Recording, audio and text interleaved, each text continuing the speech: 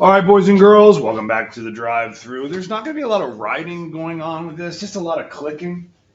This video could be 1 minute or it could be 45 minutes. This is kind of where you get in geometry. So this is a super important video. It's all of the properties of the parallelogram. But if you've done well at figuring out these proofs, then you really don't need to memorize any of these. And that's what makes this kind of weird. So it says Kennedy lists all of the pairs of the congruent triangles. So she basically lists that this triangle is congruent to this triangle. And then she says, similarly, this triangle is congruent to this triangle. And she's right about both of them. However, she missed a bunch. This triangle would be congruent to this triangle. And there's lots of different ways you can prove this now. And also, this triangle would be congruent to this triangle. And there's lots of different ways we could prove that to be true. So inside of a parallelogram, you've got four sets of congruent triangles. And what does that mean? Well, it means that BX is congruent to XD, and that AX is congruent to CX, and it means that all these angles are congruent. There's so many things. So I think I will just spoil this by showing you guys what I think you should do in your interactive lesson. If you want to learn a little bit more, go a little deeper. Otherwise, if you just want to watch the video, just follow along. So this is kind of saying, like, to explore all of the properties of parallelograms, you want to start exploring by proving which triangles are congruent. Okay, so here's one of our first properties. If a quadrilateral is a parallelogram, then the opposite sides are congruent. Okay, and if you want, you can click on this and like play around with it.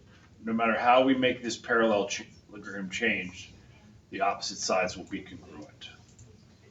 Okay, so now what I'm going to do, this next one says if a quadrilateral is a parallelogram, then consecutive angles are supplementary. Well, we already knew this from same side interior. So really what this is an opportunity for you to review a lot of the facts about parallel lines that you already learned about.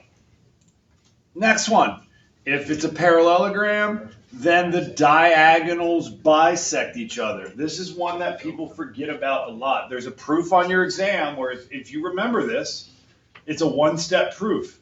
And if you don't, it's a 12-step proof. So it's like, okay, I got to use all of the most specific properties that I can, and these proofs become much easier. So here, this is just kind of an example. And then look, if all you do on this video is copy this chart down, then you're doing fine. But what you might want to do is go a little further and go back and use some of the interactive aspects. So properties of parallelograms. On the left side, you have the angle properties. So angle B is congruent to angle D. Angle A is congruent to angle C. Any two consecutive angles add to be 180. So B plus C, C plus D, D plus A plus B. Those, and then there's other things that you can prove using alternate interior angles. So if I drew a transversal this way, oh my gosh, I cannot draw with my mouse. Let me just draw with my pen. If I drew a transversal this way, hopefully you would remember that BAC is congruent to CDA because they are alternate interior angles. Okay, now let's go over the side. So again, you might want to copy this down. Quick. Sides and diagonals. Okay, BA is congruent to CD, BC is congruent to AD, BX is congruent to XD, AX is congruent to XC, but do not tell me that BD equals AC. That would only be true if this shape was a what?